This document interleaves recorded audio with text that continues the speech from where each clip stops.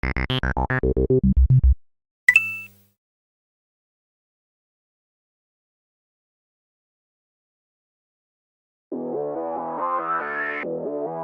at E3, we announced the Xbox Elite wireless controller. What we did was we took the basic controller we have today, added on to it, and improved it. I think the first comment I always get is it's heavier. And it is. Most of the things we've added are steel. When you add these higher quality parts, you're going to add weight.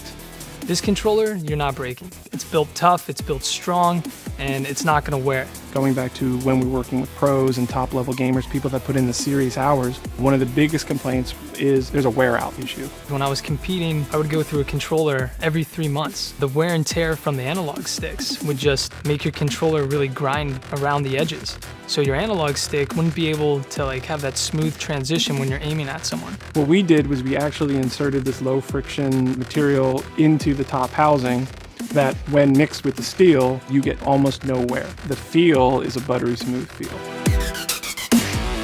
When I first started using the controller, I was a bit skeptical. Once I gave it a shot, I realized how big of an advantage it would give me. You can do so much with it and map so many buttons a different way. There's no controller out there like this. There will be a Xbox Elite Adjustability application that will come with this. It'll be something that works on your console and you can directly communicate with it. That is how you'll remap the controller. You will be able to adjust your ABXYs, your digital inputs, your D-pads, your bumpers, your triggers will all be able to be remapped. We will actually store everything on the controller itself. It's not stored in the console, which means there's no lag. Anything you adjust in the application, you can then save it, name it. Not only can you have the one profile on here, you can actually save two. You can have one called Halo Running Gun and one called Halo Warthog. You simply move the key the other direction within a single duty cycle, which means instantaneously or faster than you can move the switch. It'll already move over the new key mapping, zero lag. As soon as you're out of the Warthog, pop it back over, you're back to Running Gun. When we started this, we started from day one, going to actual top leaderboard people's houses, did interviews, watched them play, record them, asked them how they would use it. Then we actually went to the pros. We said, what would you do? What would improve your game? What would take it to the next level? There's a lot of variety. You're not told this is the only way you can do it. Even with the paddles, there's elongated paddles that you can use. The idea of having paddles is you want to keep your grip where it is, specifically your thumbs. You know, in most games we're playing today, you're using both thumbsticks and you never want to take them off. Most of us on the pro team will set this top left paddle to the X button. That's the ability for thrust when you're playing on bumper jumper. So we're able to hit the paddle in the back and keep that smooth transition on our opponent.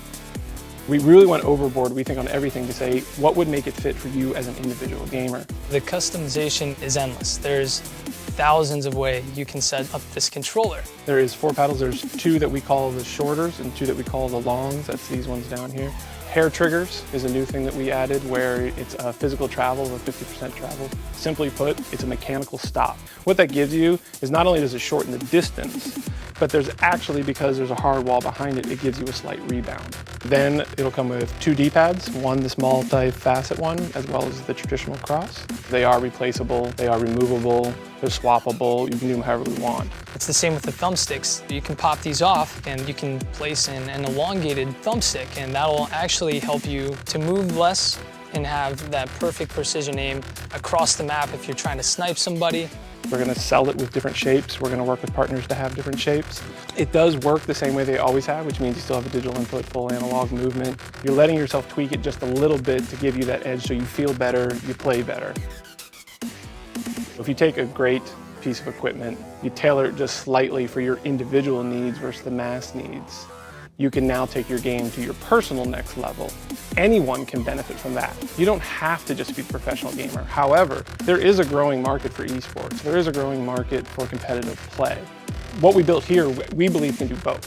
We're really excited to launch this. I think from day one, ground up, we designed this with the pros and the aspirational esport enthusiasts in mind. It's not about how Microsoft or Xbox is telling you how to play. It's not how a game title is telling you how to play. It's customizable to the way you want it for the way you play.